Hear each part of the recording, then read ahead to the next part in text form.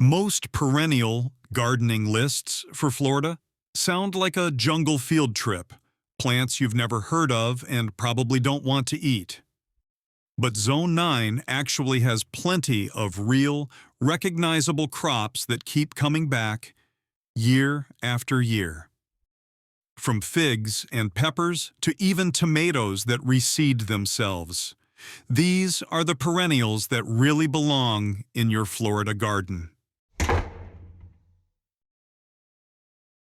If you live anywhere near Ocala, Gainesville, or the I-75 corridor, you've probably noticed fig trees quietly thriving behind old fences and barns.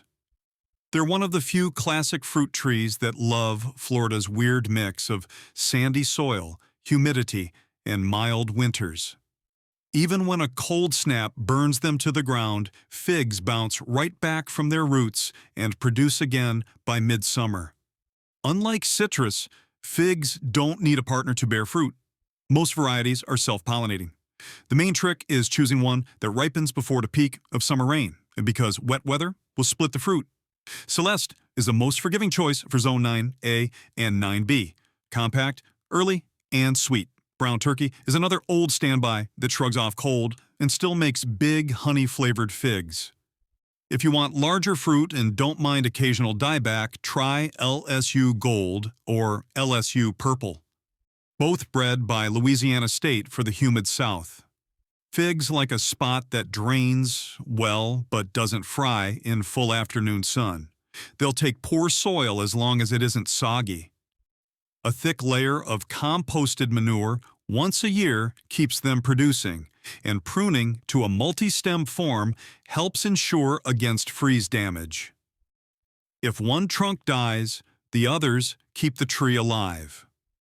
Once established, they're practically hands-off.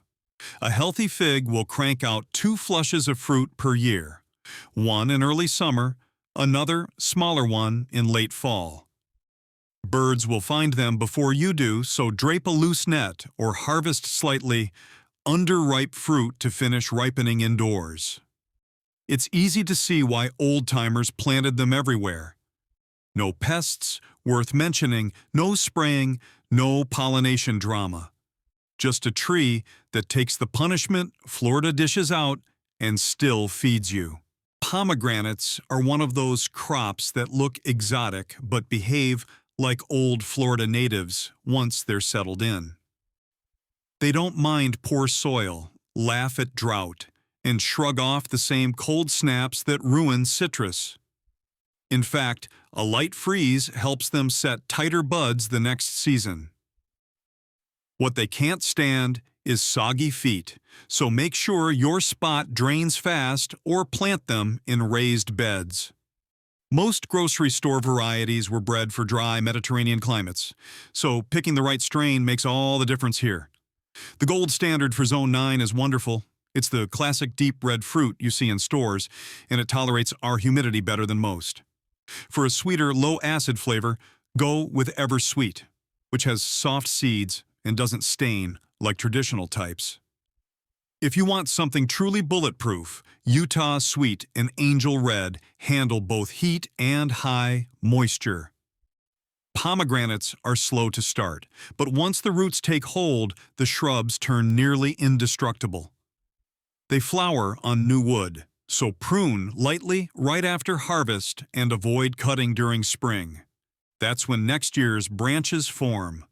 In north-central Florida, expect the main bloom in April and fruit by late summer. They're surprisingly flexible on size. Train them as an open-centered bush for easy picking, or keep a single trunk for a small ornamental tree.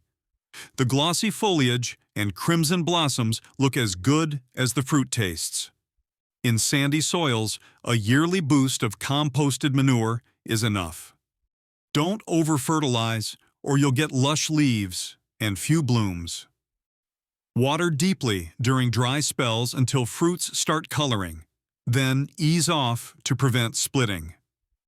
If you've lost faith in citrus but still want a reliable backyard fruit, the pomegranate is your redemption arc. It gives you something that looks exotic, grows tough, and doesn't care if winter throws a tantrum. If there were a set-it-and-forget-it fruit tree for Florida, the mulberry would be it. Once you plant one, it pretty much owns that spot for life. They tolerate drought, flooding, pruning abuse, and even short freezes that flatten more delicate crops. Every spring, they explode with fruit, so much that you'll be giving away buckets before you can eat your fill. Mulberries come in a few flavors of chaos, and variety choice really matters. For Zone 9 gardeners, everbearing, also sold as dwarf everbearing or black mulberry, is the top pick for small yards and raised bed edges. It tops out around 8 to 10 feet, fruits several times a year, and stays manageable without a ladder. For a larger tree and bigger berries, go with Pakistan, a fast-growing giant with fruit up to 4 inches long, rich and sweet like blackberry jam. It's perfect if you've got the space and don't mind a bit of pruning. Avoid white mulberries, which are invasive and flavorless in Florida's climate. The red or black varieties handle humidity better and attract fewer pests. Mulberries prefer sandy or loamy soil and don't fuss about fertility. They fruit on new growth, so prune right after harvest to shape the canopy and encourage another flush. If you cut it hard, it'll bounce right back and still bear that season. Just be careful not to plant it near sidewalks or driveways. The falling berries can stain concrete deep purple. Birds will compete with you for the harvest, but you'll still get more than enough. And unlike most fruit trees, mulberries start producing within a year or two from a cutting, not 5 or 6 from seed. They're a great entry fruit for gardeners who've struggled with finicky trees before. As long as you can give them sun and a little room to sprawl, they'll reward you for decades with zero drama. Blueberries look delicate, but the right varieties can handle everything a North Florida winter throws at them. The key is choosing southern highbush types bred for mild winters and sandy soil. They'll reward you with real, grocery store quality fruit, provided you get the soil right from the start. Blueberries aren't fans of our natural pH.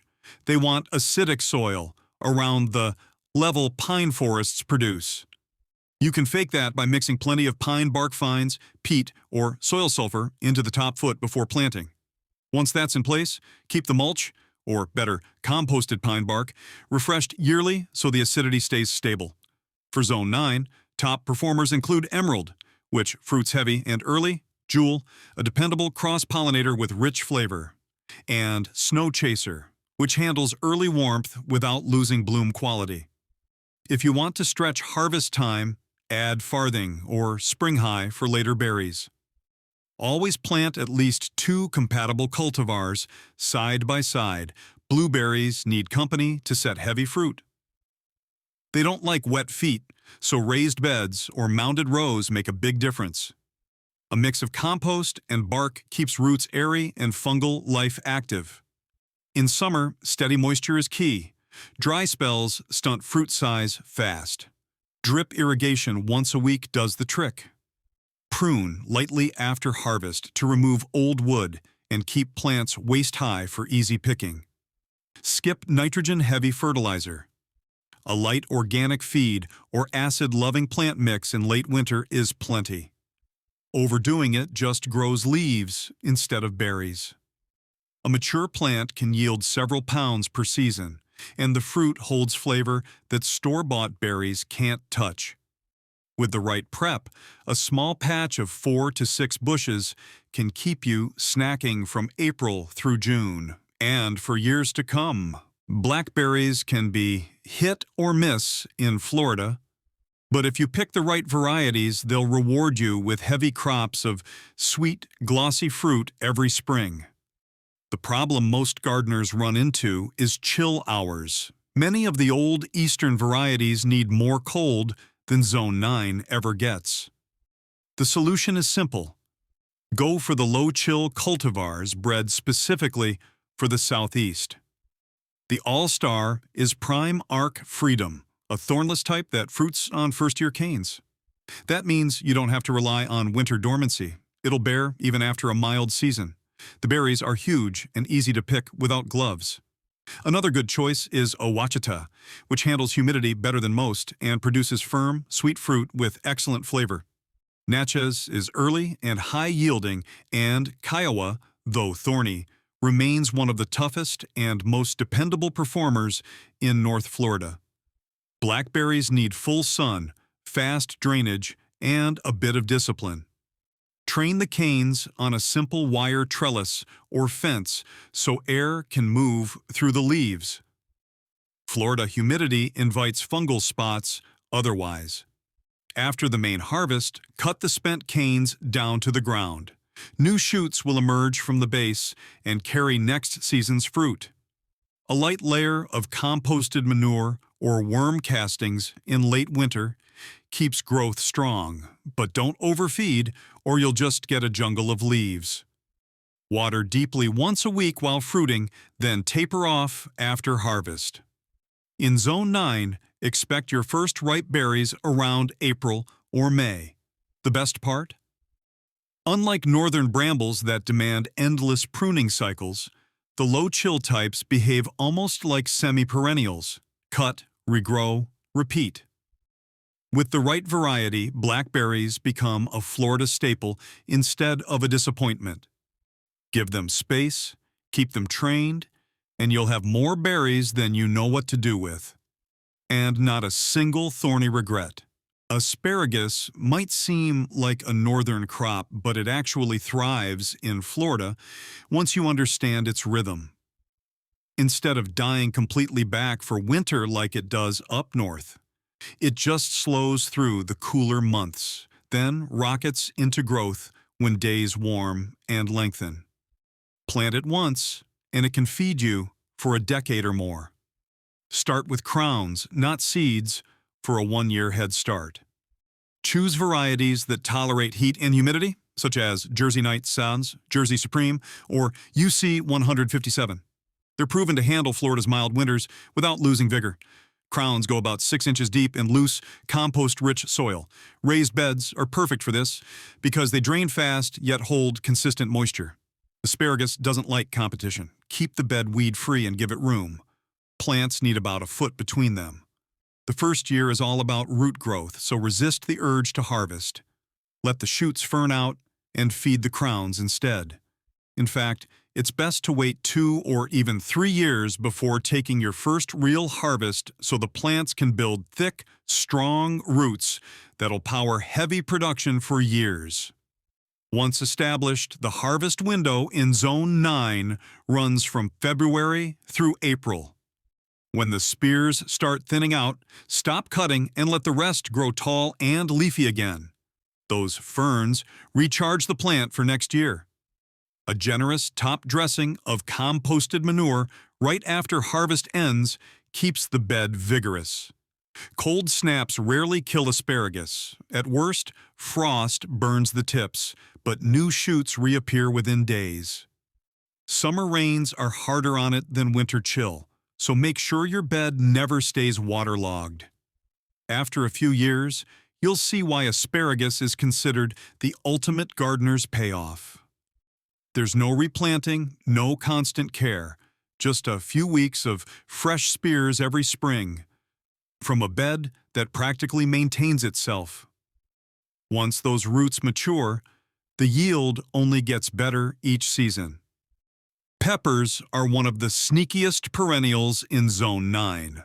Most gardeners treat them like annuals, but if you protect them from the occasional freeze, they'll keep producing for several years straight. The plants get woodier and more compact over time, and each season they bounce back faster and fruit earlier than newly planted starts. Nearly all pepper types can overwinter here, but some do it better than others. Bell peppers are the least cold tolerant, though they'll survive mild winters if covered during cold snaps.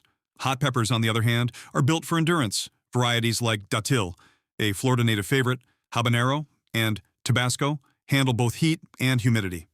Sweet banana, cayenne, and jalapeno M also make great repeat performers.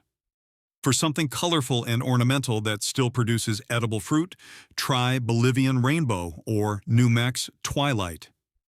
At the end of the growing season, usually late November, trim plants back by half and remove damaged or diseased leaves.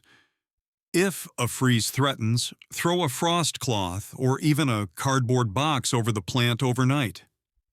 The goal isn't to keep it warm, just to block radiational frost from settling on the leaves. In raised beds, the soil stays a few degrees warmer, which can make all the difference. When spring returns, prune away dead stems and feed with composted manure or a mild organic fertilizer. You'll get faster flowering than from new seedlings and better yields per plant. Peppers appreciate steady moisture but hate sitting in water, so aim for deep watering once or twice a week. Over time, older pepper plants grow woody stems that can support dozens of fruits at once. They often produce earlier in the season and hold up better against pests than first-year plants.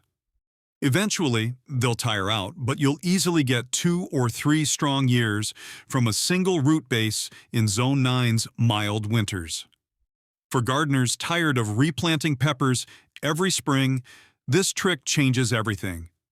Keep them trimmed, protected, and fed, and your annual pepper crop suddenly turns into one of the easiest semi-perennials in your Florida garden. Sweet potatoes are Florida's stealth perennial. Technically, they're grown as annuals, but anyone who's ever missed a root or two knows they'll come roaring back on their own.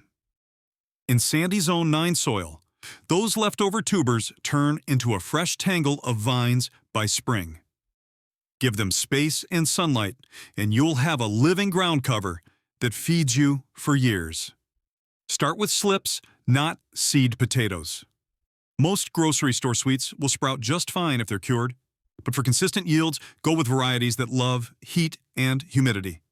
Beauregard is the Southern classic, early, reliable, and full of orange flesh. Covington has smoother skin and better storage life. If you want a novelty type that still performs, O. Henry produces pale, chestnut-colored flesh and holds up beautifully in Florida's climate.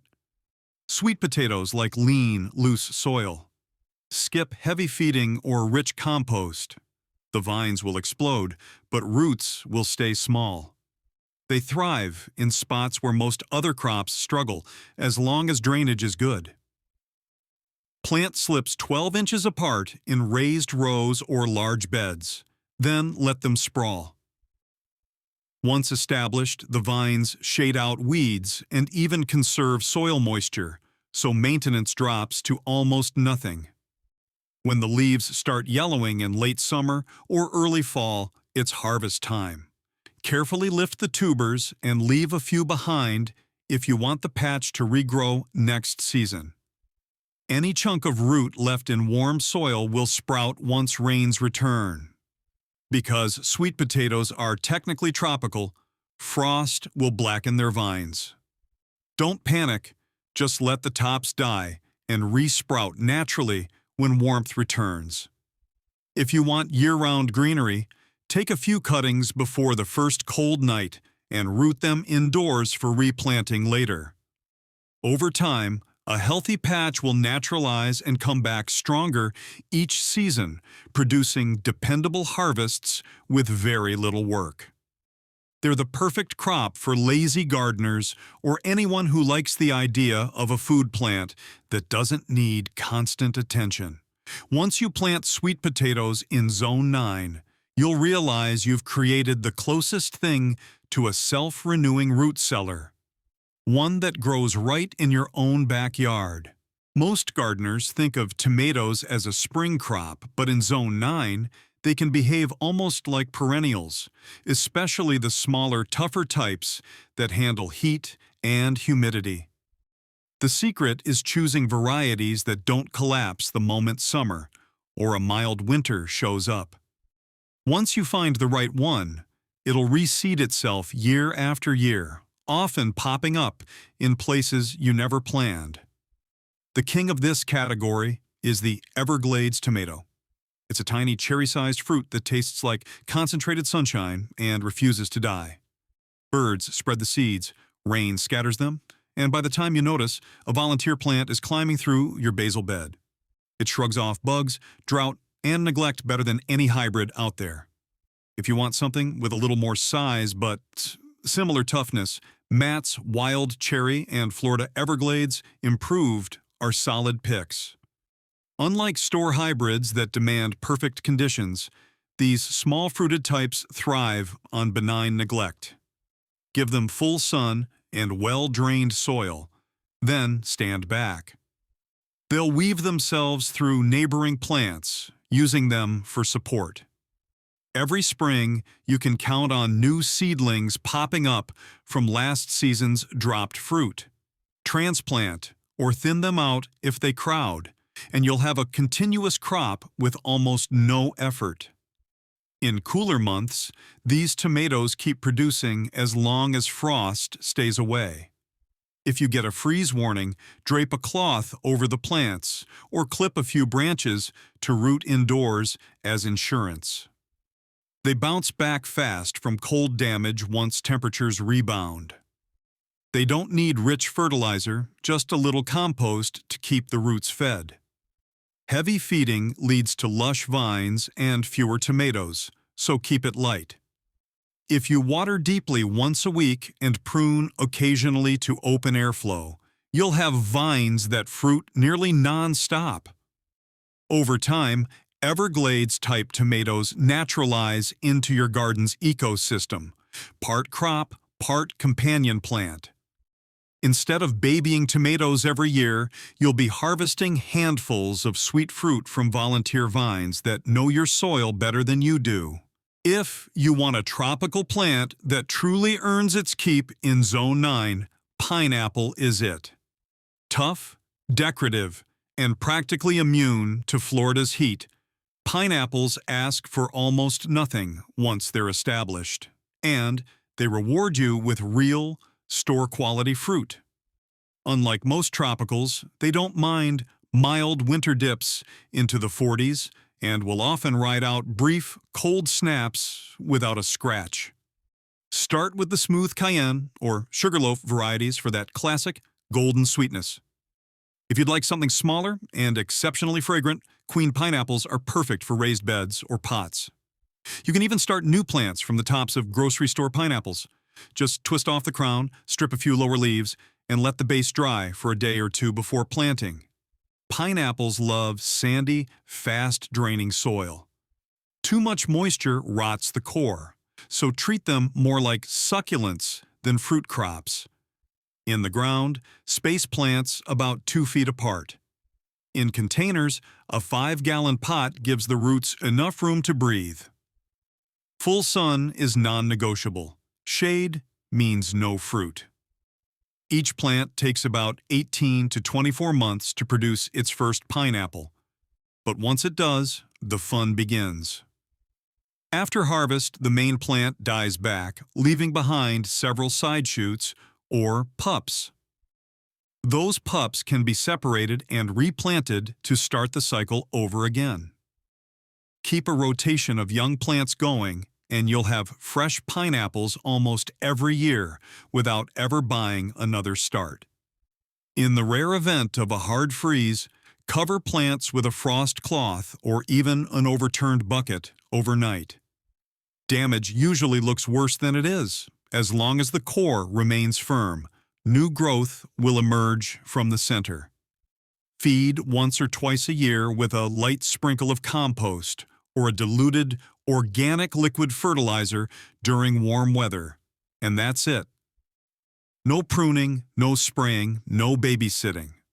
Between the sword-like leaves, tropical flair, and sweet payoff, pineapples are the definition of Florida-friendly permanence. Stick a few along your raised bed edges or in decorative pots, and you'll have fruit that tastes like vacation, straight from your own backyard. Florida's Zone 9 can feel like a tricky in-between. Too warm for northern crops, too cold for true tropicals. But once you start growing the perennials and near perennials that actually belong here, you realize it's one of the easiest climates in the country to keep food coming year-round. Figs that bounce back after frost. Peppers that live for years. Sweet potatoes that just reappear every spring. The best part? None of these plants need daily attention or fancy tricks. You set them up once, keep them watered through dry spells, and let Florida's long, growing season do the rest. Every season, they get stronger while your grocery bill gets lighter. If you found a few ideas today that you're ready to try, or if you learned something new about what really thrives in this zone, go ahead and hit subscribe. There's plenty more coming from Ground Truth Gardening on how to grow smarter, not harder, right here in Florida's backyard.